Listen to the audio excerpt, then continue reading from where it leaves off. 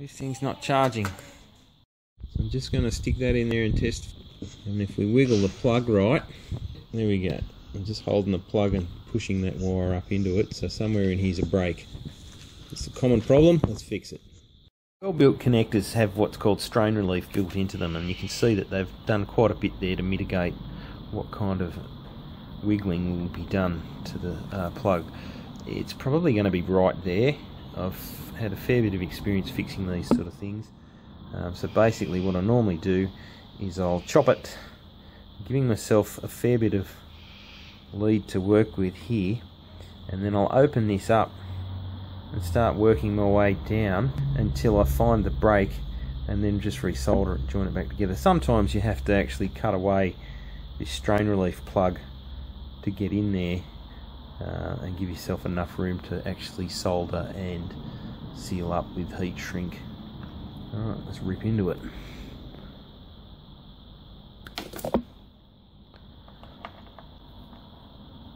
Where's my stickers? These things that do the job nicely. And then when I start stripping back this one, at some point we'll find a break. That's how you do it.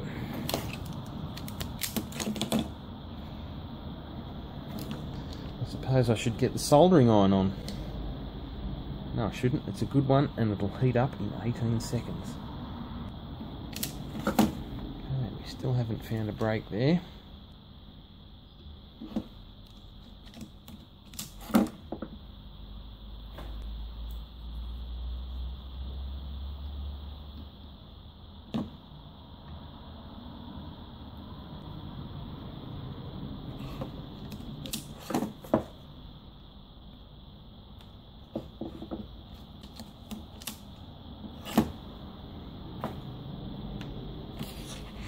Make my life a bit easier and chop that off, because I don't need that much to work with right now.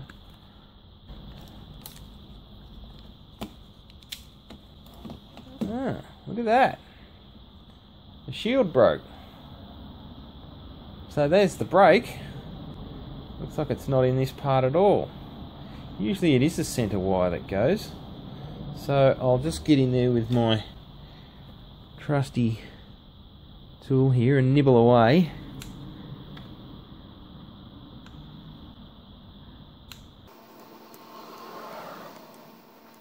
If I'm gentle about it, I should be able to use the side cutter's blade to just put a nice nick in that rubber there and help me take that off neatly without making it look all wonky and stupid when I put the heat shrink over it.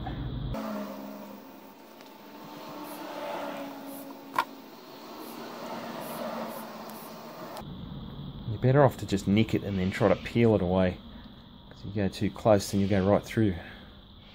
You don't want to go right through,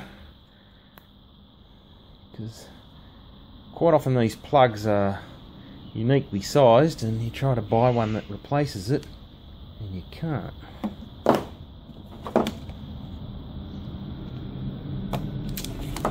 Okay, well, you can see where it broke there. It was just inside the strain relief.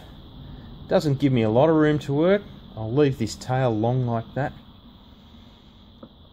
but that's a good result. The thing I always do when I'm doing a repair like this is to step out the joints, so that even if there's a failure of the insulation that I put over this, there's no way that it can join together and short out due to you know, the contacts being side by side. And also when you're doing solder joints side by side, they tend to get a bit chunky, and it you know, especially if you're joining 4 or more wires, when you stagger them out like that sort of thing, you don't end up with a great big lump of heat shrink.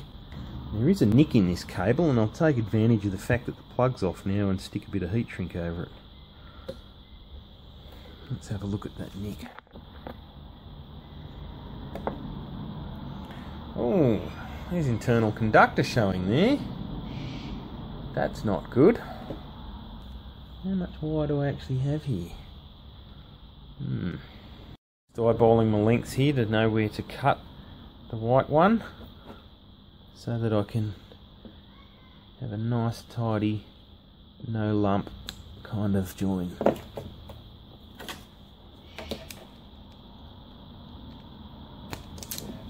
That bag took some finding, I tell you. Probably about an hour later. Alright, so what do I need here? I'm really schmancy, I could do clear all over. Yeah, let's do clear all over. And then there's no excuse for a bodgy job. Righto, you know how I said 18 seconds? Well, let's see if this is true. I've got a cold iron here, and I've got my hand down here, trying to plug it in one-handed, bodgy style, like only YouTube trains you best for. And I'm plugging in right now. I'm going to get my fingers off of there, and you guys have got the marker on the time frame, and I'm just going to keep fiddling with this until it melts, and then we'll know if 18 seconds was true or not. Bloody thing even on? I haven't even got a light. Oh, strike me pink, I'm an idiot. Take two. Plugged in just now, and you got the marker there for the time frame, and I'm just going to tickle that until solder melts and we can see if this is a good investment or not. When I used to sell these irons, I'd say, mate, you'll be melting solder in 18 seconds. If not, you can come back and tell me I'm a liar. There we go. Japanese, great soldering iron. There it is. Goot. The goot is good. Now, where am I going here? Where's my plug? Let's tin some plug.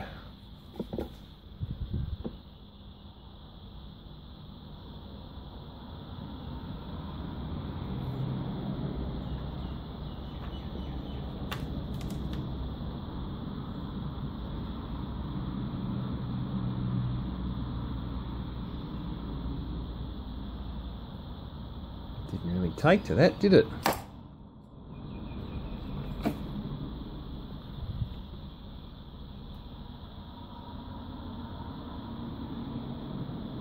That's better.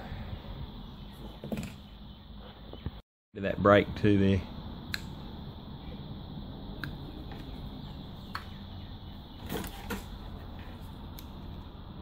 To go on a deleting spree on the old stuff on my computer. I'm on my phone there. Alright, so just going to line them up nice and close. I'm not even going to tin these ones. Blue tack, great thing when you're soldering. It's your best friend. Forget about these helping hand things. They're only good for certain jobs. This is quick and easy. Every time you just put a couple of blobs down. I know I've said it before, but new viewers, you haven't seen that information. If you're into electronics, you'll love that trick. Alright. Okay, I didn't waste your time there watching me fiddle around. Let's hit this. Get that job well and truly on the way.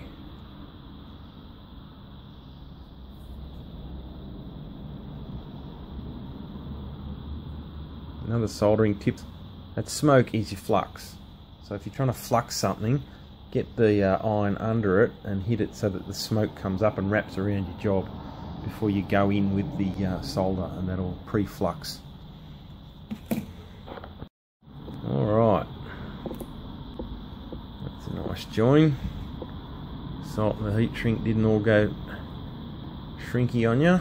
Sometimes the heat can get up into the area where the heat shrink's sitting waiting and pre-shrink in such a way that you can't get it back down. So I'll just pop that with the blowtorch. Oops, blowtorch is a bit hot. Doesn't matter. A little bit of heat shrink over there, give me a bit more protection.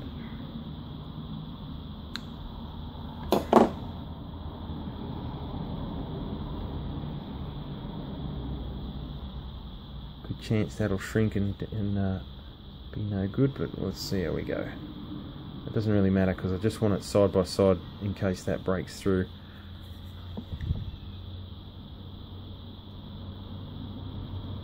This might be a pre-tin type job. Sometimes it's easier to have it pre-tin so that you can use your fingers. And yeah.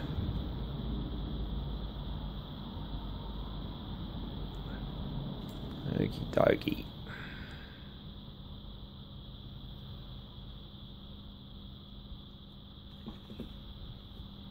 So in this case I can line it up with my other hand and then just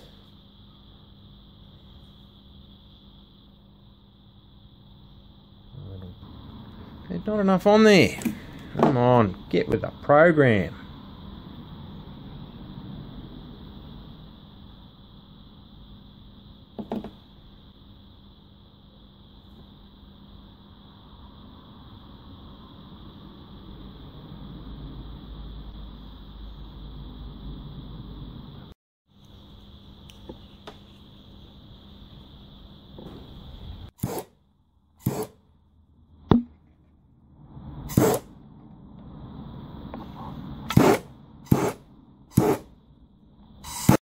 Yeah, don't forget to do this first before you put your plug on. How many times I forgot that one?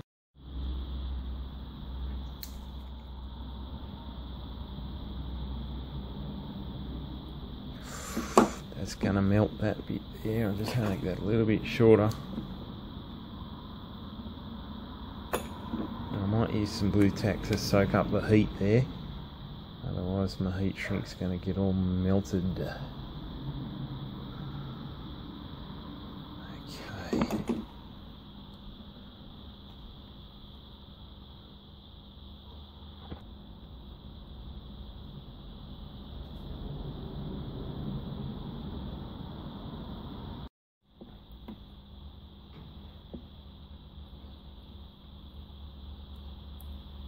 Took a bit of whack of heat then. Good. Okay. Pop that again with a bit of blowtorch action.